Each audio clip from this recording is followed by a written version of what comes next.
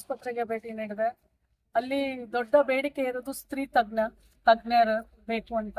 ಯಾಕಂದ್ರೆ ಅಲ್ಲಿ ಗೈನಕಾಲಜಿಸ್ಟ್ ಇಲ್ಲದೆ ಇರೋದ್ರಿಂದ ಡೆಲಿವರಿ ಎಲ್ಲ ತುಂಬಾ ಕಡಿಮೆ ಆಗಿದೆ. ಬರೀ 10 ಮಾತ್ರ ಒಂದು ತಿಂಗಳಿಗೆ ಆಗ್ತಾ ಇದೆ. ಅದಲ್ಲಿರೋ ಡಾಕ್ಟರ್ಸ್ ಮಾಡ್ತಾರೆ, ಯಾವುದೇ ರಿಸ್ಕ್ ತಗೊಳಕ್ ಹೋಗೋದಿಲ್ಲ. ಅದು ಅಲ್ಲಿನ ಡಿಮ್ಯಾಂಡ್ ಇದೆ. ಮತ್ತೆ ಮಿಕ್ಕಿದೆಲ್ಲ ಅದು ಔಷಧಿ ಇರ್ಬೋದು ಅಥವಾ ಕ್ಲೆನ್ಲಿನೆಸ್ ಇರ್ಬೋದು, ಅದೆಲ್ಲ ಪರವಾಗಿಲ್ಲ.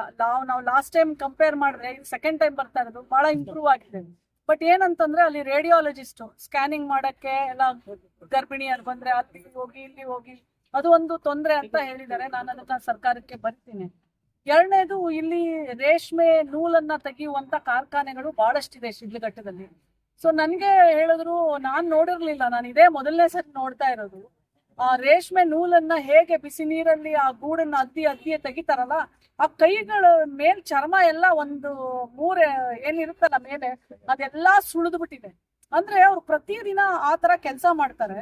ಬಟ್ ನಾನು ಸಿರಿಕಲ್ಚರ್ ಇಲ್ಲಿನ ಅಧಿಕಾರಿಗೆ ನಾನು ಮಾತಾಡಿದಾಗ ಅವ್ರು ಏನ್ ಹೇಳ್ತಾರೆ ಅಂತಂದ್ರೆ, ಮೇಡಮ್ ನಾವು ಅವ್ರಿಗೆ ಬಾಯ್ಲರ್ ಕೊಡ್ತೀವಿ, ಅಂದ್ರೆ ಈ ತರ ಬೆಂಕಿಯಲ್ಲಿ ಕೈ ಸುಡದೆ ಇರೋ ಹಾಗೆ, ಮತ್ತೆ ಈ ಕೈಗೆ ಯಾವ ತರ ಕೈನ ಪ್ರೊಟೆಕ್ಷನ್ ಮಾಡ್ಬೇಕು ಅದಕ್ಕೆ ನಾವು ಮಾಹಿತಿ ಕೊಡ್ತೀವಿ, ಅದಕ್ಕೆ ಪ್ರೊಟೆಕ್ಷನ್ ಡಿವೈಸಸ್ ಕೊಡ್ತೀವಿ. ಮತ್ತೆ ಎಲ್ಲರೂ ಇಲ್ಲಿ ಹೇಳಿರೋ ಪ್ರಕಾರ 40% TB ಟ್ಯೂಬರ್ಕ್ಲೋಸಿಸ್ ಇದೆ ಅಂತ. ಅವರು ಇಲ್ಲಿ ನಾನು ಬಂದಿರೋ ಕಾರ್ಖಾನೆಯಲ್ಲಿ ಗಂಡ ಹೆಂಡತಿ ಇಬ್ರು ಮಾಡ್ತಾ ಇರೋರ್ನ ನೋಡಿದೆ.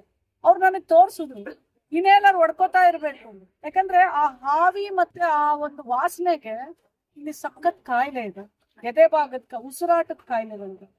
ಮತ್ತೆ ಇಲ್ಲಿನ 40% ಗಿಂತ ಜಾಸ್ತಿ ಜನರಿಗೆ ಹಿಮೋಗ್ಲೋಬಿನ್ ಫುಲ್ ಕಡಿಮೆ ಇದೆ. ಇದೆಲ್ಲ ಮಾಹಿತಿ ಮತ್ತೆ ಯಾವುದೇ ತರ ಅರಿವಿಲ್ಲ ಸಿರಿಕಲ್ಚರ್ ಅಲ್ಲಿ. ಅಂದ್ರೆ ಈ ತರ ಸಿಗುವಂತ insurance, subsidy, health cards, labour cards, ಯಾವುದ್ರ ಬಗ್ಗೆನೂ ಇವ್ರಿಗೆ ಅರಿವಿಲ್ಲ. ಇದನ್ನ ಮಾಡ್ಕೊಡದೆ ಇರೋದು, ಇದನ್ನ ಅವ್ರಿಗೆ ತಲುಪಿಸದೆ ಇರೋದು ಇಲ್ಲಿನ ಆಡಳಿತ ವರ್ಗದ ಸಂಪೂರ್ಣ ವಿಫಲತೆ. ನಾನು ಇದನ್ನ ಸರ್ಕಾರಕ್ಕೆ ಬರಿತೇನೆ. ಮುಂದಿನ ದಿನಗಳಲ್ಲಿ ಇವರು ಏನೆಲ್ಲ ಕಾರ್ಯಕ್ರಮಗಳನ್ನ ತಗೊಂಡು ಆ ಜನರಿಗೆ ಆ ಸರ್ಕಾರದ ಸವಲತ್ತುಗಳನ್ನ ಮತ್ತು ಅರಿವನ್ನ ಮುಟ್ಟಿಸಿ ನನಗೆ ಆಯೋಗಕ್ಕೆ ಇವರು ವರದಿಯನ್ನ ಕಳಿಸ್ಬೇಕು.